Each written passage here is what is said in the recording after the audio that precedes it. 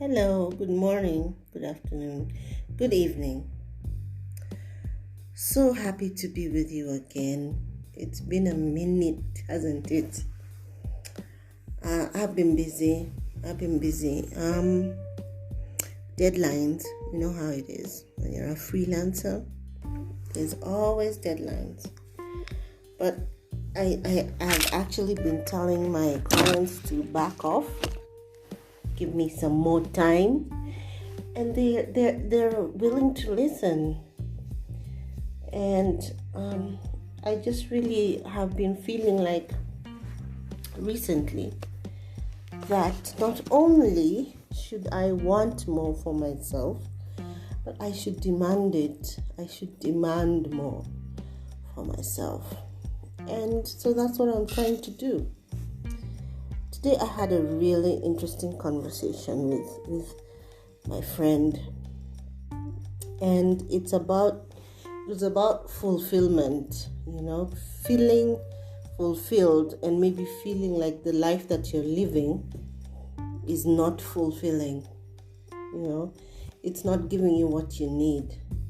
You wake up every morning and you're like, is this it? And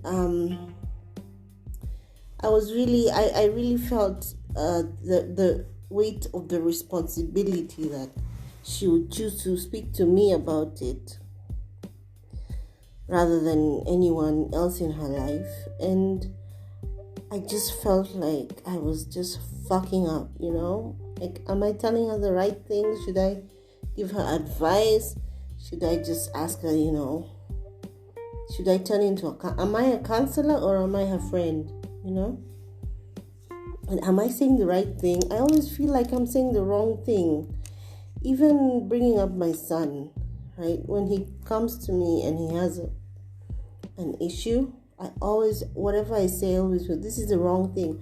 I'm going about this the wrong. I don't have the right words, and it's so different from what you see in like TV programs where the mother always knows what to say. She's always so wise. She just knows the right thing. And here I am. I mean, I might sound confident on the outside, but inside I'm like, you are fucking up, man. What the fuck? And I always feel like at the end of the day, I haven't really helped anyone. So, but it really made me think, right? Because I also had my come to Jesus moment.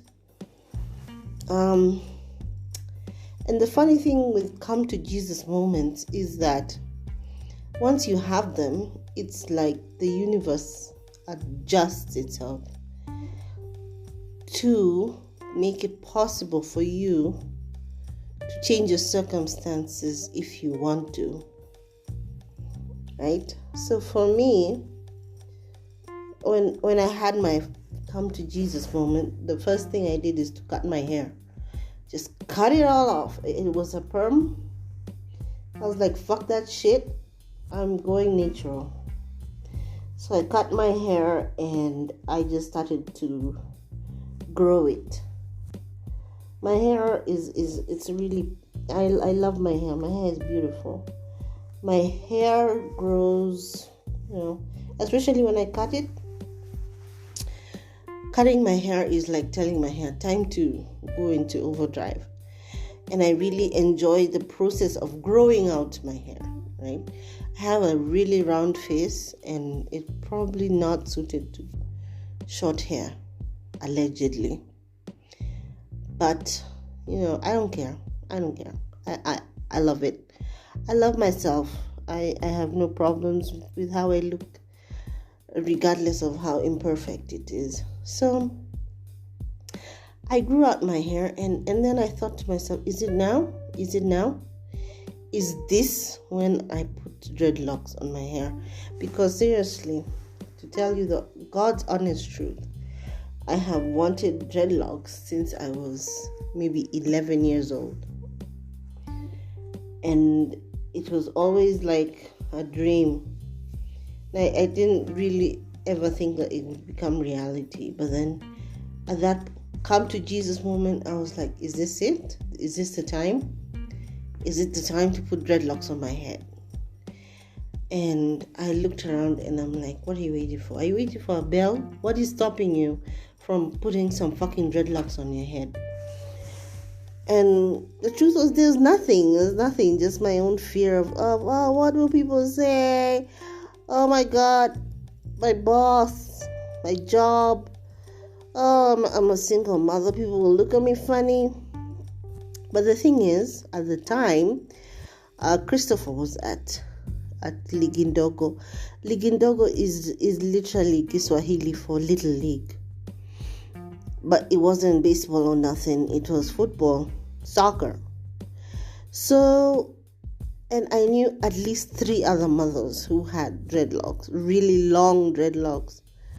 So I was like, nobody cares. So why would they care if I had? So I decided, yep, now is the time. So I put dreadlocks on my head. And then things just escalated. I just started doing my article writing. I was still working as a pharmacist, really in discontent because of the hours. The hours were ridiculous. I didn't have a maid. Christopher was at home alone. But I wasn't seeing a way out. But then I started doing article writing. And one thing led to another, and soon I was a full-time stay-at-home mother writer. And just seeing, and in the beginning, it wasn't much money. But just the joy on my son's face. Every time he came home from school and I was at home. Like in all his years before that, since he was a baby, that had never happened before. I was at home when he came home from school. No. So I used to see the joy on his face. I had his little milk and cookies or whatever waiting for him. And it was just idyllic. And so when you ask that question, is this all there is? It's like the universe is nudging you. Maybe you need to go in a different direction. Maybe it's time. Whatever thing is at the back of your mind that you maybe wanted to do, but you've been feeling like you're kind of trapped in the life that you are living right now. Maybe this discontent that you're feeling is a nudge, or as we say in Kiswahili, inakustua. It's like a jolt of electricity telling you, honey, it's time to move. It's time to move. And that's what I was thinking in my head, but I didn't tell her that. I just told her,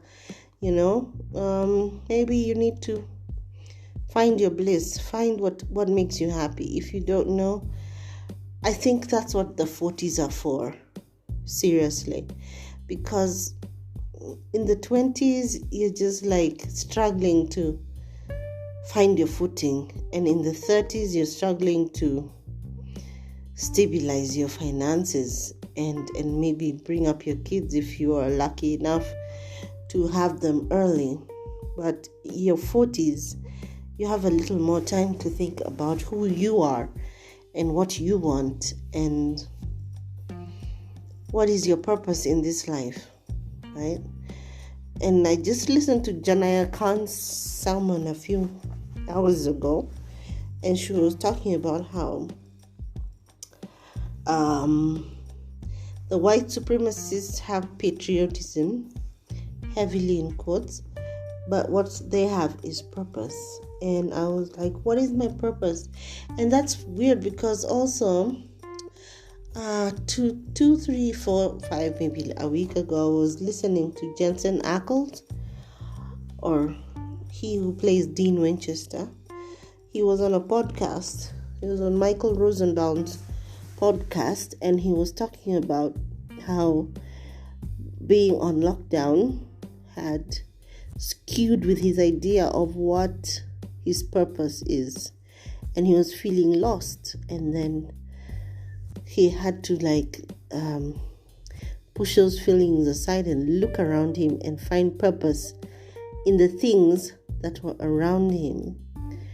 And this concept of purpose it really touched me, because with so much death going on, with Chadwick Boseman dying just like that, and he wasn't done, he wasn't finished, he still had things to do. And just like that, he's struggling to live, and he's struggling to live, and life just says, no, sorry dude, it's over. And yet there are people who are struggling to die, they're struggling to die. Every day that they stay alive is a chore for them. And I was like, why can't you just if I want to die and you want to live, why can't I give you my life, And it just felt everything felt so hopeless and purposeless, and so what is the use? Well, why are we even trying? Everything is so arbitrary, everything just felt so arbitrary. This year has felt so arbitrary, whatever you do, nothing good has happened, in the world stage. In my own life, actually, I have no complaints. My own life is actually not that bad at all. Unfortunately, I cannot help but be affected by what is happening in the wider world. And I suppose that's why we need to regulate how much social media we use. So it just felt like, whatever you do, people are just on the streets. People have been on the streets. People have been doing what? But there's nothing good has come out of it, Every day something horrible. The only good thing that has happened is that Chris Evans leaked his own nudes, and everyone just had this collective reaction of, no, we're going to just not look at them. We're going to give him his privacy, and obviously it was an accident, and nobody's going to be splashing those nudes anywhere, okay? Everyone is talking about them, but nobody's looking at them. And that's literally the only good thing that has happened online in 2020. Apart from Versus, of course. Am I going to stay up and watch Gladys Knight and Patti LaBelle? I don't think so. I am an auntie, but not that old, so I'm just gonna watch the recap next week, because I want to go to bed and wake up and finish this bloody work that I am not doing right now, because my cramps are not allowing me to concentrate. Anyway, back to purpose. So, after speaking at length to my friend, my son calls me because he's at his father's place. He calls me and we talk for another hour, video call, and he just wanted to give me a rundown of his life and what's going on with him right now, and what he's up to, and when he can come home. And he told me a funny thing, because last week when I was at work, when I was at my locum in a pharmacy, this guy came up to me and he was collecting drugs for what I thought was his daughter. Maybe it's a sister, I don't know, I never checked. Anyway, he's collecting drugs at the pharmacy. And once I was done with him, he asks me for my number. Now, it's not the first time that someone has asked me for my number, even in that pharmacy. No, it's the first time in that pharmacy someone has asked me for my number, but not the first time that someone's flirted with me. But yeah, he looked like he was maybe in his 20s, and honestly, I know you're supposed to be flattered, but a man in his 20s has no game at all. He doesn't know how to do shit, okay? We will be teaching him everything from how to kiss onwards. So I was like, I can't do this, man. I don't want to be teaching nobody how to kiss me. Okay, I want you to blow my mind with how you can kiss. So aside from the fact that you look like you're maybe a few years older than my son, I'm not going to be the one who is going to teach you how to touch a woman. So I wasn't really feeling the whole give me your number vibe. But then the way he asked, I thought maybe it could have been something else. Like maybe he wanted to ask me aside, like, I have this rash. Do you think maybe I have an STD or something? Like maybe it was something medical he wanted to ask me. So I gave him my number, and I think he hardly stepped out of the clinic before he texted me. And he's like, I'm so sorry for being so forward, but I just needed to get your number. It was like, I just didn't want to miss the opportunity, and blah, blah, blah. And a lot of lyrics that might have worked with a 17-year-old, another 17-year-old, not me, but another one, who is into giggling and such like. But I was just like looking at his text, and I was like, boy, bye. Oh my God, no, I can't. I'm too old for this shit, man. When does it stop? The whole myth that when you turn 40, men lose interest in you, it's not true. I'm sorry. I know you were looking forward to that, but I'm just here to tell you it's not true. They're still on your ass. I'm so sorry. There's no end in sight. It's just so... Anyway, so I showed the texts to some of my workmates, and they were like, oh my God, how sweet, you should give him the time of day. And I'm like, really? What is it with girls, huh?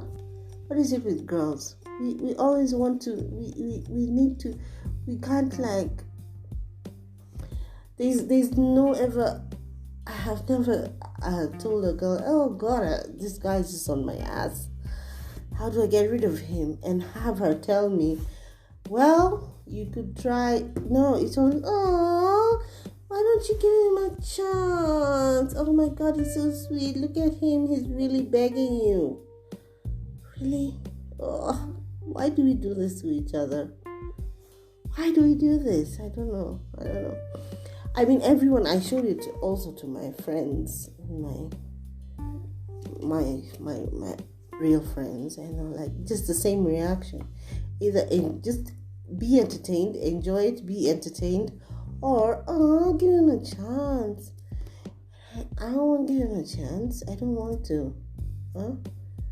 He's already. It's barely been half an hour and he's already needy. I don't need needy. My dog is needy, and she honestly annoys me the fuck out.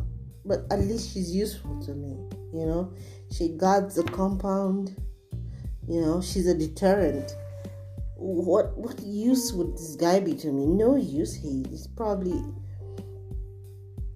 has never found the clitoris. What use would he be to me? No use at all. So anyway, yeah, at the end of the day, fate intervened, and I think I've left him in the past. But it just really made me think about how we are all just socialized. We are all socialized to really think about a guy's comfort over a woman's comfort. I was not comfortable in that situation. I was not comfortable with the client hitting on me. I was not comfortable with this guy hitting me up with text, basically saying, pay attention to me, now. And then I was not comfortable with it. And then I was not comfortable with how everyone that I spoke to about it was like, nobody even asked me, do you like him? Do you want him? No, everyone is just like, give him a chance. And to circle back to having a conversation with my son, because I also told him about this guy, because I really expected that he would be completely against it and tell me to kick him to the curb. But he also told me no, just give him a chance, go out with him. You never know. So he asked me today whether I went out with the guy, and I told him no, and I told him, we're not even texting anymore. So he was like, oh, thank God. I thought I was going to have to kick his ass. I'm like, so what you're saying is that you didn't want me to go out with him? And he's like, yeah, God, no, I didn't want that at all. So I was like, so why the hell did you tell me to go out with him? And he was like, oh, I thought maybe you wanted to. I want you to be happy. Which, okay, yeah, that's sweet. But, in all of our 20 years of existing together, I've never told you about a guy who was after me, and it's not like they haven't existed. So if I'm telling you, it's probably because I am not interested in that guy. So I am giving you the opportunity to join me in absolutely saying, yeah, he needs to be kicked to the curb. So anyway, I learned a valuable lesson today. My son and I are not going on any couples retreats with significant others. If I wanted to do that, I should have started bringing significant others home when he was a child, so he'd get used to it. Now he's just used to being the only man in my life, always. Not to say that there haven't been other men in my life, but I just have never brought them home. I mean, for me to bring a man around my son, there would have had to be a wedding ring in the future. And since there wasn't, except that one time where there almost was, but I didn't like the one time where there would have been a wedding ring. We went to visit him, the two of us as mother and son. We went to visit him, and we had a 3-day visit, and we came back home, and then he wrote me an email basically complaining about how much I spoil my child and how spoiled he is as a result. And I broke up with him right away because honestly, now my child is spoiled. Then my child was not. He was the opposite of spoiled. And for him to already have this list of criticisms, I was like, this is not going to work. So he spent 3 or 4 weeks tracking down my aunties to beg them to come and beg me to take him back, and that he didn't say anything bad, and it was just one long red flag. Speaking of red flags, women are being killed. Women are being killed by their husbands, and it's just so. Listen, okay. Sometimes it's just not worth it. It's not. No, it's not. But let me not. Okay? Because I'm sure someone will call me old and bitter or some shit like that. So let's not go there. So I've gone a little, longer than usual today. I hope I've said one thing thought-provoking or 5. Let me know. You could always leave me a voice message. I will always reply. So you have a good night and a good week.